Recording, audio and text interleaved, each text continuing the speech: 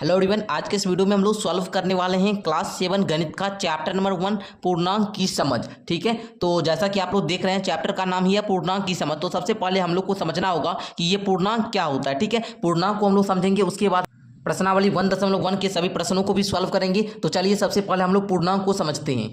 तो देखिए, पूर्णांक को इंग्लिश में हम लोग इंटीग्रल्स बोलते हैं। ठीक है, तो देखिए, धनात्मक संख्याओं एवं ऋणात्मक संख्याओं के समूह में शून्य को शामिल करने पर जो समूह बनता है उसे पूर्णांक कहते हैं। मतलब धनात्मक, ऋणात्मक एवं शून्य तीनों को शामिल करने पर जो संख्याओं का समूह प्राप्त होता है उसे हम लोग पूर्णांक संख्या बोलते हैं। ठीक है, अब देखिए, ये एक संख्या रेखा, ये क्या है? संख्या रेखा। इस पर आप लोग जो देख रहे हैं लेफ्ट, ठीक है ना, इधर आप लोग ये बाईं साइड जो आप लोग देख रहे हैं ये एक ऋणात्मक संख्या और दाईं ओर धनात्मक संख्या यानी कि धन पूर्णांक है। ठीक है, ये धन पूर्णांक है और ये ऋण पूर्णांक है। ठीक है, अगर हम लोग लेफ्ट से राइट की ओर जाएंगे तो संख्या बड़ी होगी, लेफ्ट से राइट की ओर जाएंगे तो संख्या क्या होगी? बड़ी होगी। ठीक है, तो इस प्रकार हम लोग पूर्णांक के बारे में कुछ इंपॉर्टेंट पॉइंट को और देखते हैं।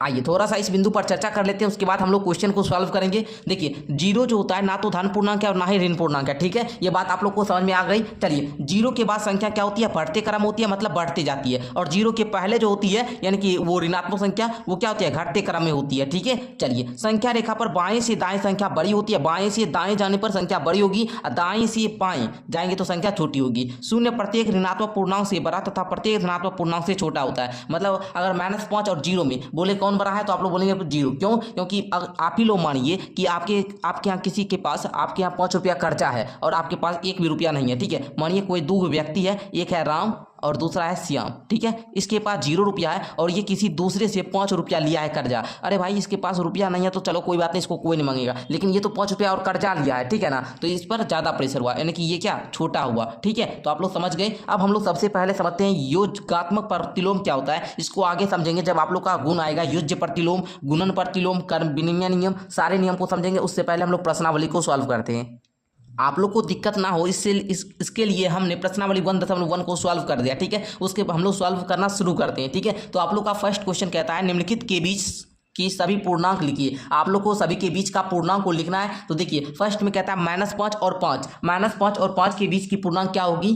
तो देखिए, -5 और 5 के बीच की पूर्णांक क्या होगी? -4, -3, -2, -1, फिर 0, फिर 1, फिर 2, फिर 3, फिर 4। ये सब इसकी बीच की क्या है? पूर्णांक है। ठीक है, चलिए, आप लोग यहाँ से भी लिख सकते थे, जैसे यहाँ पर -5 है और यहाँ पर 5 है, तो इसके बीच जितनी भी संख्या है ये उसकी बीच की संख्या होगी। तो आप लोग से बन जाएगा। दूसरा -2 और 8, -2 और 8 के बीच की पूर्णांक देखिए, तो -2 यहाँ पर है ना, बीच की हो जाएगी -1, 0, 1, 2, 3, 4, 5, उसी प्रकार 6, 7। ठीक है, यहाँ तक क्या हो जाएगा? बीच की संख्या। आगे देखिए, उसके बाद -6 और -2 के बीच का पूर्णांक आप लोग लिखेंगे -5, -4, -3, ये तीनों उसके बीच का क्या होगा? पूर्णांक होगा। ठीक है, उसके बाद है -4 और -10, तो इसके बीच लिखेंगे -5, -6, -7, -8, -9। ठीक है, ये सब इसके बीच की पूर्णांक है। ठीक है, तो आप लोग समझ गए। अब हम लोग समझते हैं इसको, क्वेश्चन नंबर 2 को। कहता है निम्नलिखित में से प्रत्येक में बड़े पूर्णांक पर घेरा लगाइए। तो इसको हम थोड़ा सा समझा देते हैं। देखिए, जितना भी संख्या बड़ा होगा और उसमें यदि माइनस लग गया तो वह उतना छोटी होगी।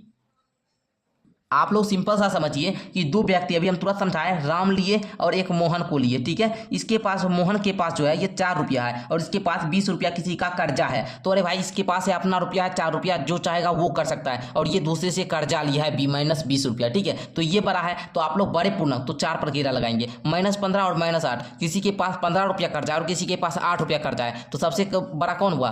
8 रुपया वाला कर्जा वाला, ये तुरंत जल्दी चुका देगा, तो इस पर आप लोग घेरा लगाएंगे। 0 और -5 में 0 हो जाएगा बड़ा, -20 और -7 में -7, 25 और -2, यहाँ पर 2 रुपया किसी के पास कर्जा है और किसी के पास 25 रुपया है, तो 25 रुपया बड़ा हो जाएगा, तो 25 पर घेरा लगाएंगे। -20 और -18, तो इसमें -18। ठीक है, जितना संख्या कम होगी, ठीक है, और यहाँ पर माइनस लगा हो तो वह बड़ी संख्या होती है। ठीक है, हमने क्या बताया? अगर संख्या रेखा पर दाएं से बाएं जाए, ठीक है, तो संख्या क्या होगी? घटेगी। अगर हम लोग वही बाएं से दाएं जाए, लेफ्ट से राइट जाए, तो संख्या बड़ी होगी। ठीक है, चलिए, उसी प्रकार क्वेश्चन नंबर 3 को हम लोग सॉल्व करते हैं। कहता है रिक्त स्थानों में उचित चिन्ह द्वारा आप लोग को भरना है। -6 और -8, इसमें आप लोग को कौन बड़ा दिख रहा है? तो -6, तो इसके इधर आप लोग को क्या करना है? चिन्ह लगा देना है। 4 और 0 में कौन बड़ा? 4 ना, तो 4 के इधर चिन्ह लगा दीजिए। -15 और 2 में कौन बड़ा? 2 बड़ा, तो 2 के इधर चिन्ह लगा दीजिए। -50 और -54 + 4, तो ये क्या हो जाएगा? बराबर हो जाएगा ना? बराबर नहीं होगा जी, माइनस और प्लस, -54 में 4 गया, क्या आया जी? -50। ठीक है, चिन्ह वही रहेगा लेकिन घट जाएगा। ठीक है, चलिए, 25 और 25 दोनों क्या है? बराबर है, इक्वल है। ठीक है, 4 में से 15 गया, ये 2 में से माइनस 20 गया, तो 4 में से 15 जाएगा तो आएगा माइनस का 11 और 2 में से 20 जाएगा माइनस का 18। बड़ा कौन होगा? माइनस का 11। तो इधर चिन्ह लगा देंगे। ठीक है, तो क्वेश्चन नंबर 3 को समझ गए। क्वेश्चन नंबर 4 देखिए, कहता है नीचे दिए गए पूर्णांकों को बढ़ते क्रम में लिखिए। बढ़ते क्रम में लिखना है। तो देखिए बढ़ते क्रम का क्या मतलब होता है? छोटा से बड़ा। मानिए 1 2 3 4, ये क्या हुआ? सबसे छोटा 1, फिर 2, फिर 3, फिर 4। मतलब मानिए जैसे ये एक सीढ़ी है, पहले इस सीढ़ी पर चलेंगे, फिर इस पर चलेंगे, फिर इस पे धीरे धीरे बढ़ेंगे। ठीक है, तो उसी प्रकार -8 12 -5 15 20 4। तो इसमें सबसे छोटी कौन सी है? पहले आप लोग ये बताइए सबसे छोटी कौन सी है। तो यहाँ पर आप लोग बोलेंगे गुरुजी -8। -8 को पहले, उसके बाद फिर छोटी है -5, फिर छोटी है -2, फिर छोटी कौन सी है जी?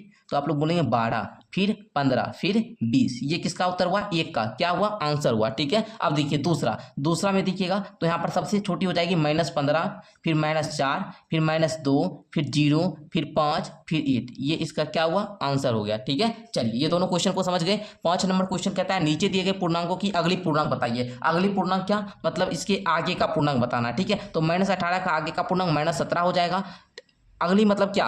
यहाँ पर आप लोग समझिएगा, कोई भी चीज के आगे मतलब जैसे हम बोलेंगे 2 के आगे क्या होता है, तो आप लोग बोलेंगे 2 के आगे 3 होगा। ठीक है ना, पहले मतलब क्या? 2 से पहले 1 होगा, लेकिन 2 के आगे 3 होगा, तो 1 प्लस करेंगे। जैसे -18 है, इसमें हम लोग क्या करेंगे? +1 करेंगे, तो माइनस प्लस माइनस, 18 में से 1 गया 17, चिन्ह क्या रहेगा? माइनस का, तो -17। 15 में 1 जोड़ेंगे 16 हो जाएगा, -20 में 1 जोड़ेंगे -19 आएगा, 18 में 1 जोड़ेंगे 19, फिर -5 में 1 जोड़ेंगे -4। तो आप लोग समझ गए अगली पूर्णांक मतलब हम लोग को क्या करना है? संख्या में +1 करना होगा। ठीक है, चलिए क्वेश्चन नंबर 6 को देखते हैं। कहता है नीचे दिए गए पूर्णांकों के पहले का पूर्णांक बताइए। 25 पहले का पूर्णांक मतलब क्या सर? -1। पहले का पूर्णांक मतलब -1, तो 25 का पहले की संख्या क्या हो जाएगी? 24 होगी कि नहीं? 24 हो जाएगी। अच्छा, -59 की सर पहले की संख्या क्या होगी? पहले मतलब होता है -1, पहले मतलब -1, -59 में -1 करेंगे तो माइनस माइनस सर प्लस हो जाएगा, यानी कि इस दोनों जुट जाएगा, लेकिन चिन्ह क्या रहेगा? वही रहेगा, तो -60 हो जाएगा। -55 का -56, ठीक है, -26 का -27, प्लस 100 का पहले की संख्या 99 हो जाएगा। इसमें -1 करेंगे 99 आ जाएगा।